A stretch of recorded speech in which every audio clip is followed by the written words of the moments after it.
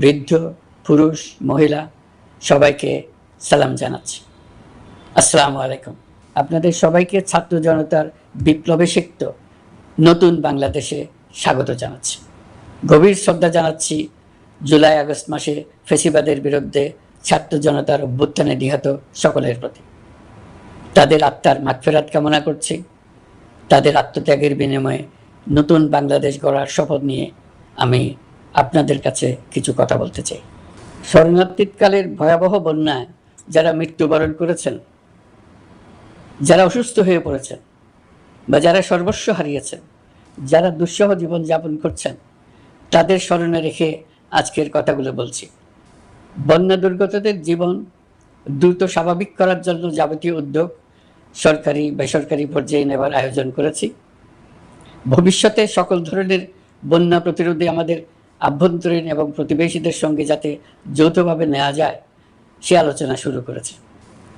প্রিয় দেশবাসী, আপনারা জানেন বিপ্লবী ছাত্র জনতা জাতির এই ক্রান্তি লগ্নে আমাকে এক গুরু দায়িত্ব অর্পণ করেছে। তারা নতুন এক বাংলাদেশ গড়তে চায়। নতুন প্রজন্মের এই গভীর আকাঙ্ক্ষাকে বাস্তবে রূপ দেওয়ার সংগ্রামে আমি একজন সহযোদ্ধা হিসেবে তাদের সঙ্গে যোগ দিয়েছি। দেশের সকল বয়সের, সকল পেশার, সকল মতের, সকল ধর্মের সবাইকে বিনা দ্বিধায় এই সংগ্রামে যোগ দেওয়ার আহ্বান জানাচ্ছি। প্রিয় দেশবাসী, লক্ষ লক্ষ শহীদের রক্তের বিনিময়ে এবং লক্ষ লক্ষ মা বোনের আত্মদানের বিনিময়ে যে বাংলাদেশ আমরা পেয়েছিলাম তা ফ্যাসিবাদ এবং স্বৈরাচারের হাতে ধ্বংস হয়ে গেছে। আপনারা দেখেছেন আমাদের প্রতিটি প্রতিষ্ঠানকে তারা কিভাবে শেষ করেছে। দেশের রন্ধ্রে রন্ধ্রে ঢুকে গেছে দুর্নীতি। এমন এক দেশে আমাদের দেশ রূপান্তরিত হয়েছে যেখানে স্বৈরাচারের পিয়নও দুর্নীতির মাধ্যমে 400 কোটি টাকার সম্পদ করার মতো অকল্পনীয় কাজ করে গেছে নির্বিবাদে। শিক্ষা খাতকে পঙ্গু করে দিয়েছে। ব্যাংকিং ও শেয়ার বাজার খাতে লুটপাট, প্রকল্প ব্যয়ে বিশ্ব রেকর্ড, অবাধ সম্পদ পাচার, আইন শৃঙ্খলা রক্ষাকারী সংস্থাকে নিজ দলের পুতুলে রূপান্তর, বাক স্বাধীনতা হরণ, মানবাধিকার হরণ, এসবই হিমশৈলের অগ্রভাগ মাত্র। ক্ষমতা কুক্ষিগত করতে ফ্যাসিবাদী সরকার খর্ব করেছে জনগণের সাংবিধানিক ক্ষমতা ও অধিকার। দুঃশাসন, দুর্নীতি, অন্যায়, অবিচার, নিপীড়ন, বিচারের নামে প্রহসনের মাধ্যমে জনসুরক্ষা বিপন্ন করেছে। জনগণকে নির্যাতন, বঞ্চনা ও বৈষম্যের মুখোমুখি দাঁড় করিয়ে দিয়েছে। নতুন প্রজন্মের মানুষ সহ কোটি কোটি মানুষের ভোটাধিকারকে বছরের পর বছর হরণ করেছে। মানুষের এগিয়ে যাওয়ার পথে সকল ধরনের প্রতিবন্ধকতা তৈরি করে স্বৈরাচার তার নিজের, পরিবারের ও দলের কিছু মানুষের হাতে দেশের মালিকানা তুলে দিয়েছে। প্রিয় দেশবাসী, কিন্তু এই দ্বার প্রান্তে দাঁড়িয়েই আমাদের গড়তে হবে স্বপ্নের বাংলাদেশ। বৈষম্যহীন, শোষণহীন, কল্যাণময় এবং মুক্ত বাতাসের রাষ্ট্রের যে স্বপ্ন নিয়ে ছাত্র জনতা আন্দোলনে ঝাঁপিয়ে পড়েছিল, আমি তাদের সেই স্বপ্ন পূরণে অঙ্গীকারবদ্ধ। আপনাদের সবাইকে এই শুভলগ্নে তাদের স্বপ্ন পূরণে সমস্ত শক্তি নিয়ে এগিয়ে আসার আহ্বান জানাচ্ছি। তাদের স্বপ্ন আমাদের স্বপ্ন। জাতীয় জীবনে তরুণরা একটা মহা সুযোগ সৃষ্টি করে দিয়েছে। আমরা সবাইকে সুযোগ ব্যবহার করার কাজে এগিয়ে আসতে আহ্বান জানাচ্ছি। গণরোষের মুখে ফ্যাসিবাদী সরকার প্রধান দেশ ত্যাগ করার পর আমরা এমন একটি দেশ গড়তে চাই যেখানে প্রতিটি নাগরিকের মানবাধিকার থাকবে পুরোপুরি সুরক্ষিত। আমাদের লক্ষ্য একটাই, উদার, গণতান্ত্রিক, বৈষম্যহীন, অসাম্প্রদায়িক বাংলাদেশ। আমরা এক পরিবার, আমাদের এক লক্ষ্য। কোনো ভেদাভেদ যেন আমাদের স্বপ্নকে ব্যাহত করতে না পারে, সেজন্য আমরা প্রতিজ্ঞাবদ্ধ। বর্তমান সরকারের দায়িত্ব গ্রহণের মাত্র 2 সপ্তাহ শেষ হলো। কর্মযাত্রার প্রথম পর্যায়ে রাষ্ট্র সংস্কারের কাজে আপনাদের কাছ থেকে যে সমর্থন পাচ্ছি সেজন্য আন্তরিক ধন্যবাদ। আমরা অনুধাবন করছি যে আমাদের কাছে আপনাদের প্রত্যাশা অনেক। এই প্রত্যাশা পূরণে আমরা বদ্ধপরিকর। যদিও দীর্ঘদিনের গণতন্ত্রহীনতা 15 বছরের ফ্যাসিবাদী শাসন ব্যবস্থা প্রায় প্রতিটি ক্ষেত্রেই আমাদের জন্য পর্বতসম চ্যালেঞ্জ রেখে গিয়েছে, কিন্তু এই চ্যালেঞ্জ গ্রহণে আমরা প্রস্তুত। আজ আমি সরকারের পক্ষ থেকে আপনাদের দোয়া ও সহযোগিতা কামনা করতে আপনাদের সামনে এসেছি। শুধু আমি বলবো, আপনাদের একটু ধৈর্য ধরতে হবে। এখনই সব দাবি পূরণ করার জন্য জোর করা, প্রতিষ্ঠানে ঢুকে ব্যক্তিবিশেষকে হুমকির মধ্যে ফেলা, মামলা গ্রহণের জন্য চাপ সৃষ্টি করা, বিচারের জন্য গ্রেফতারকৃত ব্যক্তিকে আদালতে হামলা করে আগেই এক ধরনের বিচার করে ফেলার যে প্রবণতা, তা থেকে বের হতে হবে। ছাত্র জনতার বিপ্লবের গৌরব ও সম্ভাবনা এসব কাজে ম্লান হয়ে যাবে। নতুন বাংলাদেশ গড়ার প্রচেষ্টাও এতে ব্যাহত হবে। রাতারাতি এই পরিস্থিতি থেকে উত্তরণ কঠিন। নড়বড়ে এক কাঠামো, আমি বরং বলবো জনস্বার্থের বিপরীতমুখী এক কাঠামোর উপর দাঁড়িয়ে আমাদেরকে দেশ পুনর্গঠনের কাজে হাত দিতে হয়েছে। আমরা এখান থেকেই বাংলাদেশকে এমনভাবে করতে চাই যেন এদেশে জনগণই সত্যিকার অর্থে সকল ক্ষমতার উৎস হয়, বিশ্ব দরবারে একটি মানবিক ও কল্যাণকর রাষ্ট্র হিসেবে সমাদৃত হয়। তরুণ প্রজন্ম, শিক্ষার্থী ও জনতার আত্মত্যাগের প্রতি সম্মান জানাতে রাষ্ট্র সংস্কারের কাজে সফল আমাদের হতেই হবে, এর আর কোনো বিকল্প নেই। প্রিয় দেশবাসী, আপনারা ইতোমধ্যে জেনেছেন জুলাই আগস্ট মাসে গণ অভ্যুত্থানে বল প্রয়োগ ও হতাহতের যে দুঃসহ ঘটনা ঘটানো হয়েছে তার স্বচ্ছ তদন্ত করতে জাতিসংঘের মানবাধিকার কমিশনের প্রধানকে বাংলাদেশে এসে তাদের তদন্ত শুরু করতে আমরা আমন্ত্রণ জানিয়েছি। তদন্তের এই প্রক্রিয়া এই সপ্তাহে শুরু হবে। তাদের প্রথম দল ইতিমধ্যে এসে গেছে। আমরা ইতিমধ্যে ছাত্র জনতার বিপ্লবকে নস্যাৎ করতে যে শত শত মিথ্যা ও হয়রানিমূলক মামলা দায়ের করা হয়েছিল তার অধিকাংশ প্রত্যাহার করেছি এবং আটক ছাত্র জনতার মুক্তি লাভের ব্যবস্থা করেছে। পর্যায়ক্রমে মিথ্যা ও গায়েবী সকল মামলার ক্ষেত্রে অনুরূপ ব্যবস্থা গ্রহণ করে মানুষকে দুঃসহ ভোগান্তি থেকে মুক্ত করা হবে। ন্যায় বিচার নিশ্চিত করতে গণ অভ্যুত্থানের সকল শহীদ পরিবারকে পুনর্বাসন করবে। সকল আহত শিক্ষার্থী ও জনতার চিকিৎসার সম্পূর্ণ ব্যয় সরকার বহন করবে। সেই লক্ষ্যে স্বাস্থ্য মন্ত্রণালয়ের নেতৃত্বে উপদেষ্টা পরিষদে বৈষম্য বিরোধী ছাত্র আন্দোলনের প্রতিনিধিত্বকারী 2 জন উপদেষ্টার সহায়তায় একটা পূর্ণাঙ্গ তালিকা প্রস্তুত করা হচ্ছে। এই কার্যক্রমের জন্য এবং গণ অভ্যুত্থানের শহীদদের স্মৃতি ধরে রাখতে সরকার অতি দ্রুত জুলাই গণহত্যা স্মৃতি ফাউন্ডেশন নামে একটি ফাউন্ডেশন প্রতিষ্ঠা করার প্রক্রিয়া শেষ পর্যায়ে এনেছে। আপনাদের সবার এবং বিদেশে অবস্থানরত ভাই বোনদের অনুদান এই প্রতিষ্ঠানে পাঠানোর জন্য অনুরোধ করছি। আমি ব্যক্তিগতভাবে এই প্রতিষ্ঠানের চেয়ারম্যানের পদ গ্রহণ করেছি। প্রিয় দেশবাসী, আপনারা লক্ষ্য করেছেন দায়িত্ব গ্রহণ করেই আমাদেরকে আইন শৃঙ্খলা অঙ্গনে অস্থির পরিস্থিতি সামাল দিতে হয়েছে। আপনাদের সহযোগিতা ও সমর্থনে দেশপ্রেমিক সকল আইন শৃঙ্খলা রক্ষাকারী বাহিনী কাজে যোগ দিয়েছে।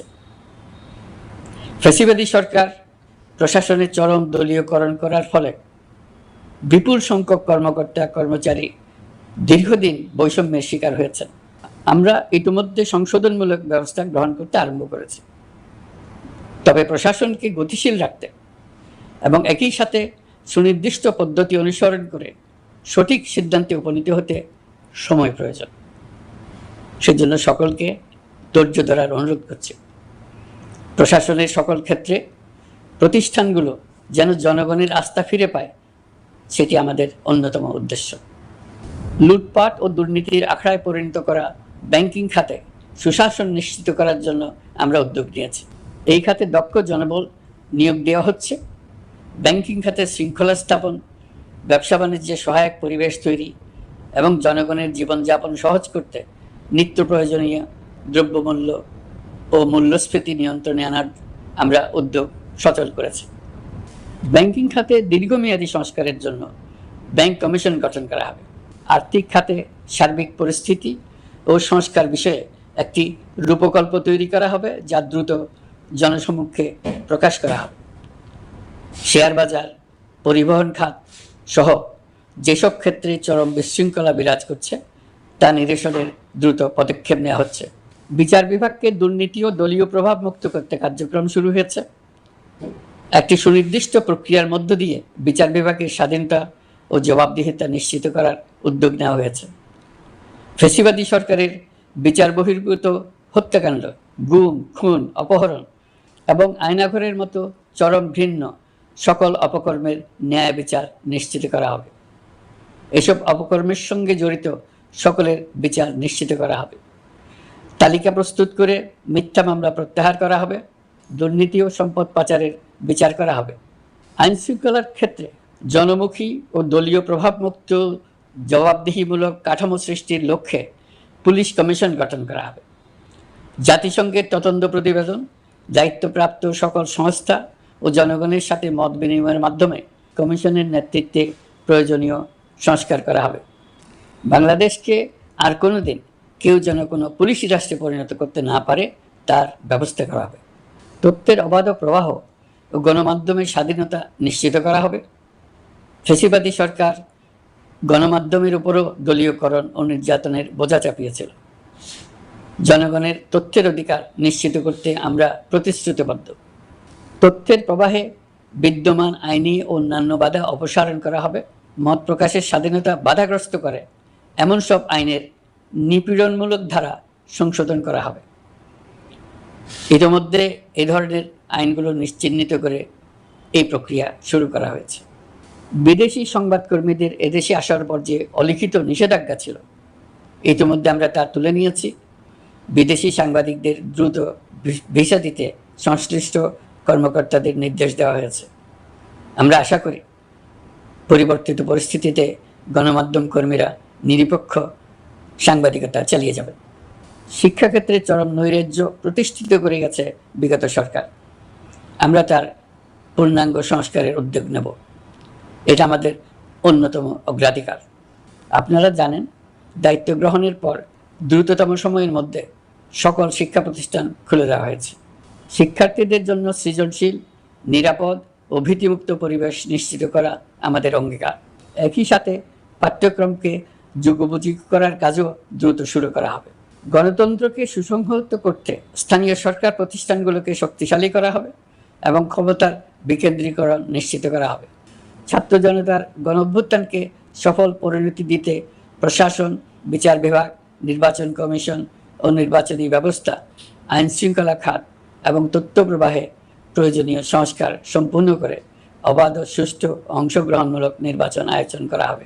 এর লক্ষ্য হবে দুর্নীতি, লুটপাট, গণহত্যার বিরুদ্ধে একটি জবাবদিহিতামূলক রাজনৈতিক বন্দোবস্তের সূচনা।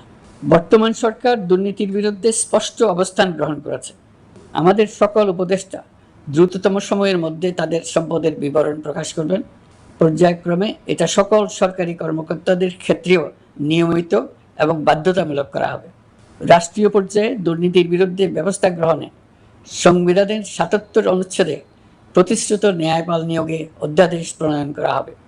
এবার কৃষি খাতের কথা একটু বলে। কৃষি নির্ভর বাংলাদেশে কৃষকের স্বার্থ যেন সুরক্ষিত থাকে, কৃষক যেন তার উৎপাদিত পণ্যের ন্যায্য মূল্য পায়, তা নিশ্চিত করা হবে। প্রবাসী শ্রমিকরা যেভাবে বৈষম্য বিরোধী ছাত্র জনতার আন্দোলনকে সমর্থন দিয়েছে, মুক্তিকামী জনগণ তা কৃতজ্ঞ চিত্তে স্মরণ করে। তাদের প্রতি সকল পর্যায়ে সম্মানজনক আচরণ নিশ্চিত করা হবে। বাংলাদেশের স্বাস্থ্য খাত অন্যতম দুর্নীতিগ্রস্ত খাত। জনগণের জন্য পর্যাপ্ত স্বাস্থ্যসেবা নিশ্চিত করার লক্ষ্যে স্বাস্থ্য খাতে প্রয়োজনীয় সংস্কার করা হবে। এই খাতে সংশ্লিষ্ট সকলকে জবাবদিহিতার আওতায় আনা হবে। হাসপাতালগুলোকে আধুনিকায়নের উদ্যোগ নেওয়া হবে এবং সেখানে সরকারি ডাক্তার সহ বিশেষজ্ঞদের নিয়মিত উপস্থিতি নিশ্চিত করা হবে। স্বাস্থ্যসেবা যাতে নির্দিষ্ট কিছু অঞ্চলে কেন্দ্রীভূত না থাকে, দেশের সব অঞ্চলের মানুষ সমান স্বাস্থ্যসেবা পায়, সে লক্ষ্যে প্রয়োজনীয় উদ্যোগ নিতে আমরা বদ্ধপরিকর। বর্তমান প্রজন্ম অনেক বেশি সচেতন। বিশ্বের বিভিন্ন প্রান্তে ঘটে যাওয়া পরিবর্তন বিষয়ে তারা ওয়াকিবহাল শুধু নয়, তারা নেতৃত্ব দিচ্ছে। তারা যে উন্নয়নের স্বপ্ন দেখে তা টেকসই এবং পরিবেশ বান্ধব। প্রকৃতি ধ্বংসকারী উন্নয়ন নয়। শুধু জিডিপি একটি দেশের উন্নয়নের মাপকাঠি হতে পারে না। নদী, নালা, খাল, বিল দূষিত জ্বালানির বিরুদ্ধে পরিবেশবাদীর সাথে আমাদের সরকারের অবস্থান সামঞ্জস্যপূর্ণ। জলবায়ু পরিবর্তন রোধ করতে এবং আগামী প্রজন্মের জন্য সুস্থ একটা পৃথিবী রেখে যেতে কার্বন নিঃসরণ শূন্যের কোটায় নামিয়ে আনার বিকল্প নেই। আমাদের সরকার পরিবেশ ও জলবায়ু রক্ষায় সর্বোচ্চ গুরুত্ব দেবে। এই কার্যক্রমে তরুণ সম্প্রদায়কে সম্পৃক্ত করা হবে। ইতোমধ্যে বিভিন্ন রাষ্ট্র ও জাতিসংঘ বর্তমান সরকারের কর্মসূচির প্রতি সমর্থন ব্যক্ত করেছে। আমরা সকল রাষ্ট্রের সাথে বন্ধুত্বপূর্ণ সম্পর্ক বজায় রাখব। আমাদের পররাষ্ট্রনীতির ভিত্তি হবে পারস্পরিক আস্থা, বিশ্বাস ও সহযোগিতা। আমরা মানবাধিকার আইন সহ সকল আন্তর্জাতিক আইনের প্রতি শ্রদ্ধাশীল। আমাদের পক্ষ থেকে গুম বিষয়ক আন্তর্জাতিক চুক্তির পক্ষরাষ্ট্র হওয়া সহ বিভিন্ন পদক্ষেপ নেওয়া হয়েছে। ইতিমধ্যে পক্ষভুক্ত এমন সকল আঞ্চলিক ও দ্বিপাক্ষিক চুক্তি ও সমঝোতা বাস্তবায়ন করে যাব। আমাদের সরকার রোহিঙ্গা সমস্যার বাস্তবসম্মত সমাধানের লক্ষ্যে আন্তর্জাতিক সম্প্রদায়ের সাথে কাজ করে যাবে। আমরা জাতীয় ঐক্যে বিশ্বাসী। প্রয়োজনীয় সংস্কারের লক্ষ্যে রাজনৈতিক ঐক্যের মধ্য দিয়ে নিশ্চিত করা হবে নারী, শিশু, প্রতিবন্ধী, ধর্মীয় সংখ্যালঘু, আদিবাসী সকলেই এদেশের নাগরিক এবং সমান আইনের সুরক্ষার অধিকারী। তাদের সকলের মানবিক অধিকার সহ অন্যান্য সকল অধিকার নিশ্চিত করার উদ্যোগ নেওয়া হবে। এই জন্য আমি উপদেষ্টা পদমর্যাদা সম্পন্ন একজন বিশেষ সহকারী নিয়োগ দিয়েছি, যার দায়িত্ব হবে জাতীয় সংহতি উন্নয়ন। বন্যা কবলিত এলাকার সকল মানুষের দুর্ভোগ লাঘবে সরকার সঠিক সহায়তা দেওয়ার জন্য সরকারের যত কার্যক্রম আছে তাদের সচল করেছে। ইতিমধ্যে উপদেষ্টাবৃন্দ বিভিন্ন এলাকার দায়িত্ব নিয়ে এলাকায় গেছেন। আমার কার্যালয়ে একটা নিয়ন্ত্রণ কক্ষ স্থাপন করা হয়েছে। বন্যা পরবর্তী কার্যক্রম নেওয়া হয়েছে। ভবিষ্যতে বন্যা নিয়ন্ত্রণের জন্য করণীয় কী স্থির করার জন্য পদক্ষেপ নেওয়া হচ্ছে। দেশপ্রেমিক সেনাবাহিনী, পুলিশ, বিজিবি, র্যাবকে গুম নির্যাতনের কাজে লাগিয়ে তাদের কলঙ্কিত করা হয়েছে। তারা দেশের গৌরব। তাদেরও কিছু অতি উৎসাহী সদস্যের কারণে পুরো বাহিনীকে আমরা কলঙ্কিত দেখতে চাই না।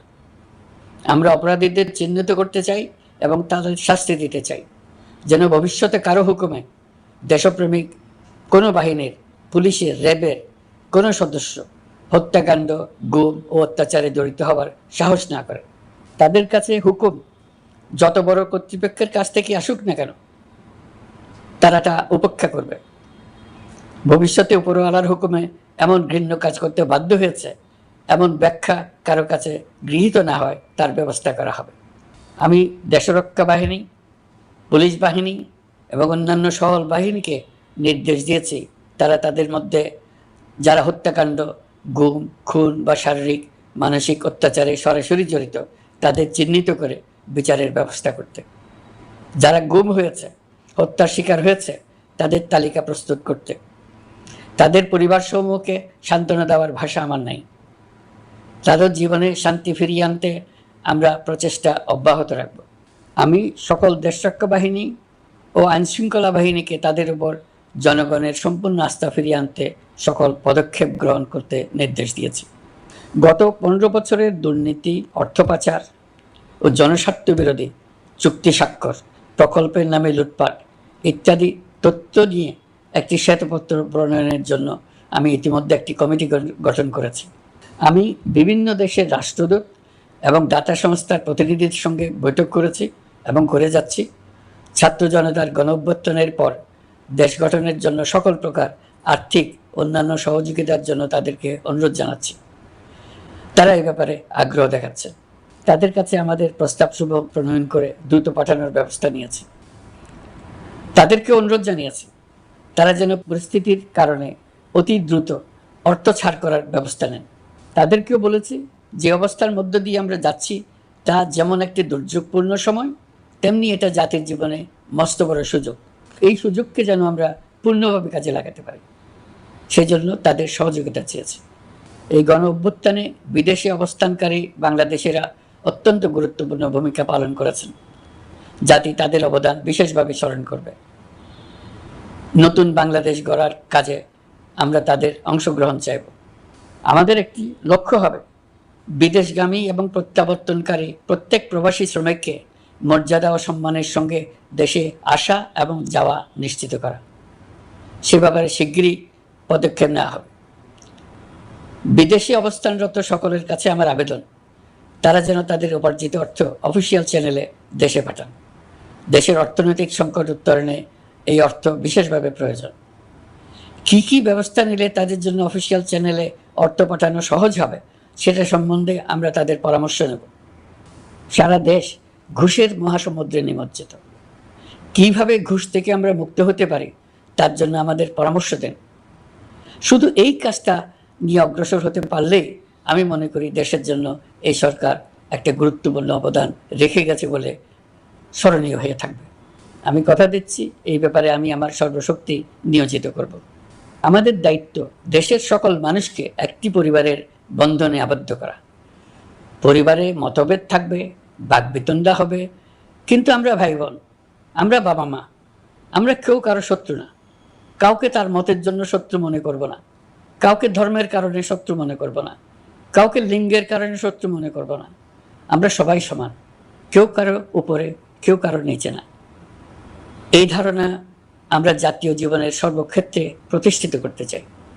একটা বিশেষ ব্যাপারে আমরা আপনাদের সহযোগিতা চাচ্ছি। আমাদের দায়িত্ব গ্রহণের পর থেকে প্রতিদিন সচিবালয়ে, আমার অফিসের আশেপাশে, শহরের বিভিন্ন স্থানে সমাবেশ করা হচ্ছে। গত 16 বছরের অনেক দুঃখ কষ্ট আপনাদের জমা আছে, সেটা আমরা বুঝি। আমাদের যদি কাজ করতে না দেন তাহলে এই দুঃখ ঘোচানোর সকল পথ বন্ধ হয়ে যাবে। আপনাদের কাছে একান্ত অনুরোধ, আমাদের কাজ করতে দেন। আপনাদের যা চাওয়া তা লিখিতভাবে আমাদেরকে দিয়ে যান। আমরা আপনাদের বিপক্ষ দল নয়। আইনসঙ্গতভাবে যা কিছু করার আছে আমরা অবশ্যই তা করব, কিন্তু আমাদেরকে ঘেরাও করে এই গুরুত্বপূর্ণ দিনগুলোতে আমাদের কাজে বাধা দেবেন না। সবাই মিলে তাদের বোঝান, তারা যেন এই সময়ে তাদের অভিযোগের প্রতি দৃষ্টি আকর্ষণের জন্য আমাদের দৈনন্দিন গুরুত্বপূর্ণ কাজে বাধা না দেন। একটা বিষয়ে সবাই জানতে আগ্রহী, কখন আমাদের সরকার বিদায় নেবে। এটার জবাব আপনাদের হাতে। কখন আপনারা আমাদেরকে বিদায় দেবেন? আমরা কেউ দেশ শাসনের মানুষ নই। আমাদের নিজ নিজ পেশায় আমরা আনন্দ পাই। দেশের সংকটকালে ছাত্রদের আহ্বানে আমরা এই দায়িত্ব গ্রহণ করেছি। আমরা সমস্ত শক্তি দিয়ে দায়িত্ব পালন করব। আমাদের উপদেষ্টা মণ্ডলীও এই লক্ষ্যে উদ্বুদ্ধ হয়ে সবাই মিলে একটা টিম হিসেবে কাজ করে যাচ্ছি। কখন নির্বাচন হবে সেটা সম্পূর্ণ রাজনৈতিক সিদ্ধান্ত, আমাদের সিদ্ধান্ত নয়। দেশবাসীকে ঠিক করতে হবে আপনারা কখন আমাদেরকে ছেড়ে দেবেন। আমরা ছাত্রদের আহ্বানে এসেছি, তারা আমাদের প্রাথমিক নিয়োগকর্তা। দেশের আপামর জনসাধারণ আমাদের নিয়োগ সমর্থন করেছে। আমরা ক্রমাগতভাবে সবাইকে বিষয়টি স্মরণ করিয়ে যাব, যাতে হঠাৎ করে এই প্রশ্ন উত্থাপিত না হয়, আমরা কখন যাব। তারা যখনই বলবে আমরা চলে যাব। আমরা সংস্কারের অংশ হিসেবে নির্বাচন কমিশনকেও সংস্কার করব। কমিশনকে যে কোনো সময় আদর্শ নির্বাচনের জন্য প্রস্তুত রাখব। আমরা বিভিন্ন সংস্কারের কাজ শুরু করেছি। দেশবাসীকে অনুরোধ করব একটা আলোচনা শুরু করতে। আমরা সর্বনিম্ন কি কি কাজ সম্পূর্ণ করে যাব, কি কি কাজ মোটামুটি করে গেলে হবে। এই আলোচনার মাধ্যমে আমরা একটা দিক নির্দেশনা পেতে পারি। তবে চূড়ান্ত সিদ্ধান্ত রাজনৈতিক সিদ্ধান্ত, সেটা রাজনৈতিক আলোচনা থেকেই আসবে। এই দিক নির্দেশনা না পেলে আমরা দাতা সরকার এবং আন্তর্জাতিক অর্থনৈতিক প্রতিষ্ঠানসমূহের সঙ্গে আলোচনায় দৃঢ়তার সঙ্গে অগ্রসর হতে পারছি না। আমি নিশ্চয়তা দিচ্ছি, আমরা আমাদের পক্ষ থেকে মেয়াদ বৃদ্ধির কোনো প্রশ্ন তুলব না। আমরা আপনাদের সকলের দোয়া চাই। যেই কদিন আছি সেই সময়টুকু উপদেষ্টা মণ্ডলীর প্রত্যেকে নিজ নিজ সাধ্যমতো দেশের এই সংকটকালে সংকট উত্তরণে যেন নিজ নিজ মেধা সাধ্যমতো কাজে লাগাতে পারে। নতুন বাংলাদেশ গড়ার যে সুযোগ ছাত্র জনতার রক্তের বিনিময়ে আমরা অর্জন করলাম, আমরা আমাদের মতানৈক্যের কারণে সেটা যেন হাতছাড়া করে না ফেলে, এটা আমরা নিশ্চিত করতে চাই। এই সুযোগ এবার হারিয়ে ফেললে আমরা জাতি হিসেবে পরাজিত হয়ে যাব। শহীদ, আহত এবং জীবিত ছাত্র জনতার কাছে আমরা প্রতিজ্ঞাবদ্ধ থাকতে চাই, আমরা এই অর্জনকে কিছুতেই হারিয়ে যেতে দেব না। যেই সুযোগ তারা আমাদেরকে দিয়েছে তার মাধ্যমে আমাদের দেশকে পৃথিবীর একটি শ্রদ্ধেয়, সকল দিকে দৃষ্টান্ত স্থাপনকারী দেশে পরিণত করতে আমরা শপথ নিয়েছি। সবশেষে আবারও আমাদের দেশের সকল মানুষ, শিশু, কিশোর কিশোরী, তরুণ তরুণী, বয়স্ক, বৃদ্ধ, নারী, পুরুষ সবার কাছে দোয়া চাইছি যেন আমরা আমাদের সকলের স্বপ্ন বাস্তবায়নে সফল হই। আল্লাহ আমাদের সহায় হন, আমাদের